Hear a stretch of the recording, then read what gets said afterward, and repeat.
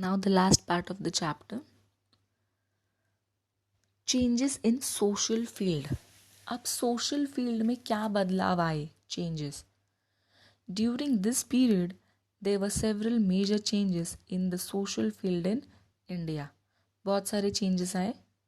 Some of the changes are related with the issue of empowerment of women and the others are related with the policies regarding the uplift of the deprived sections of the society.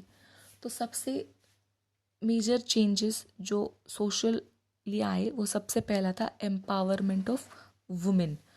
Empowerment of women मतलब empowerment of women मतलब women को सशक्त करना. सशक्त करना मतलब उनको powerful बनाना. अब पावरफुल बनाना मतलब क्या, तो पहले के ज़माने में क्या होता था, वुमेन्स का कोई दर्जा नहीं था. यस, मराठी में बोलते हैं ना, मूल आणि चूल, मतलब only kitchen and raising the children. बच्चों का देखभाल करना और घर काम करना, इतना ही उनका लाइफ थी, यही उनका स्टेटस था. लेकिन आज जो हम देखते हैं टुडे, औरत वुमेन वहाँ पे है जहाँ पे आदमी भी है. यस, बट पहले के ज़माने में वैसा नहीं होता था. वुमेन्स को वो हक ही नहीं था. तो ये चेंज आया कि वुमेन्स के एम्पावरमेंट के बारे में लोग सोचने लगे कि अब घर और बच्चों से बाहर निकलकर उनको मेन इक्वालिटी देनी है, आदमी के बराबर स्टेटस देना है. ये हो गया, इसको एम्पावरमेंट ऑफ वुमेन बोलते हैं. एंड द अदर्स, और फिर बाकी थे जैसे कि upliftment of deprived classes. Upliftment of deprived classes मतलब हमारी कंट्री में बहुत सारे रिलीजियस है, बहुत सारे कास्ट है. सो ये जो बोलते हैं ना डिप्राइव्ड क्लासेस, मतलब पहले बहुत होता था ऐसे ऊंच नीच, जैसे कि ऊंची कास्ट, नीची जात, ये सब पहले बहुत होता था. अब उतना नहीं है. मैं ऐसे नहीं बोलूँगी कि बिल्कुल नहीं है, थोड़ा अभी भी है, बट उतना नहीं है जितना पहले ज़माने में था. तो वो जो उनको डिप्राइव्ड क्लासेस बोलते हैं, मतलब जिनको उनका हक नहीं मिलता था, जो ऐसे जिनको ऊंची जात वाले लोग नीची जात के बोलते थे, उनको डिप्राइव्ड सेक्शन बोलते हैं. तो उनको उनका स्टेटस देना, इक्वालिटी देना, उसको अपलिफ्टमेंट मतलब ऊपर लाना. अपलिफ्टमेंट मीन्स ऊपर लाना. तो वो जो उसमें से वो जो लोग गुजर रहे थे, उनको ऊपर लाना, इक्वल स्टेटस देना. To promote the all round development of women and children, बच्चों को और वुमेन्स को पूरी तरीके से उनका डेवलपमेंट हो, ये देखना. A separate Department of Women and Child Development was created in 1985 under the Ministry of Human Resource Development. Underline. So Human Resource Development करके एक मिनिस्ट्री थी. वो मिनिस्ट्री ने एक डिपार्टमेंट खोला. कौन सा डिपार्टमेंट? वुमेन्स और बच्चों के लिए, उनके डेवलपमेंट के लिए. Department of women and child development, ये डिपार्टमेंट खोला ह्यूमन रिसोर्स मिनिस्ट्री ने. कब? 1985 में. Some laws were made to ensure social justice to women and to help the implementation of various schemes in this direction.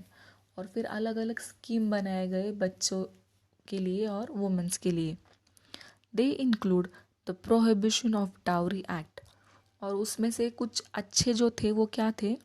Prohibition of dowry act. Dowry मतलब दहेज. दहेज जिसको हम बोलते हैं मराठी में हुंडा बोलते हैं, जो आज भी कई जगह पे चलते आ रहा है. शादी के वक्त लड़के वाले लड़कियों को दहेज मांगते हैं, पैसा मांगते हैं, दहेज में गाड़ी सोना, तो वो बंद किया। प्रोहिबिशन मतलब बंद।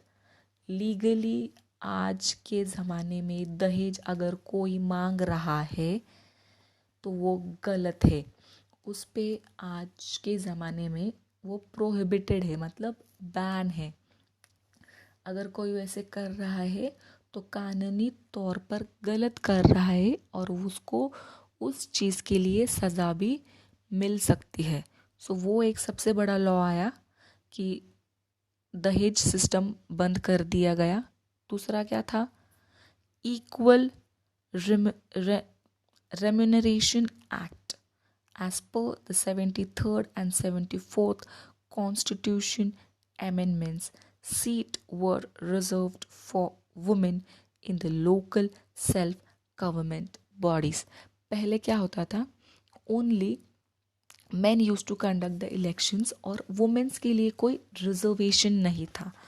लेकिन कॉन्स्टिट्यूशन जो हमारा लिखा गया है, इंडियन कॉन्स्टिट्यूशन, उसके 73rd और 74th अमेंडमेंट के हिसाब से वुमेन्स के लिए रिजर्वेशन बनाया गया इलेक्शन में। कौन से इलेक्शन में? लोकल सेल्फ गवर्नमेंट बॉडीज़ में। ये दूसरा मेजर चेंज लाया गया। ओके, सो ये कोई मामूली बात नहीं। This was a very good and a very big change. According to the makers of the Indian Constitution, some constituents of the Indian society were deprived of dignity and equal opportunity due to the caste system. और ये जो constitution जिसने लिखा, जिसने भी ये constituents लिखे, हमारे मेकर्स जो थे इंडियन कॉन्स्टिट्यूशन के, उनके हिसाब से ये जो डिप्राइव्ड क्लासेस थे उनकी इक्वल अपॉर्चुनिटीज़ के बारे में लिखा गया है।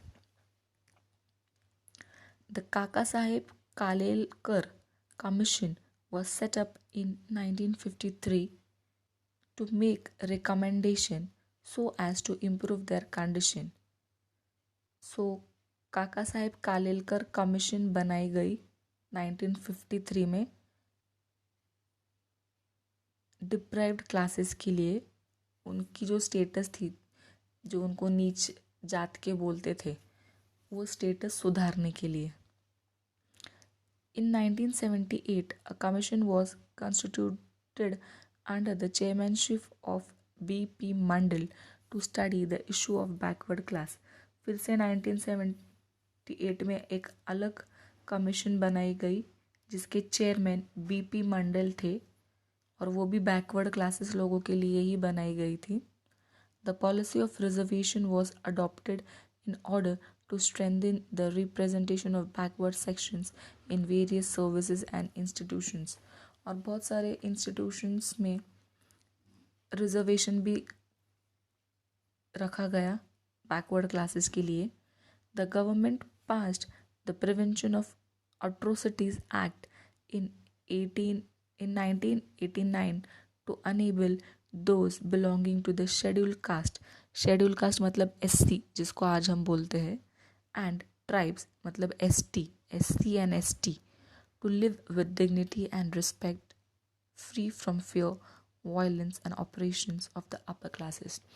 अपर क्लासेस मीन्स ये ऊंच जात वाले, तभी ये ऊंच जात नीच जात बहुत ज़्यादा ही था। आज उतना नहीं है बट उस ज़माने में बहुत था। तो उनको ऊपर लाने के लिए, उनके अपलिफ्टमेंट के लिए बहुत सारी चीज़ें आई। सो वो भी एक बहुत बड़ा चेंज था। Now the last one, globalisation.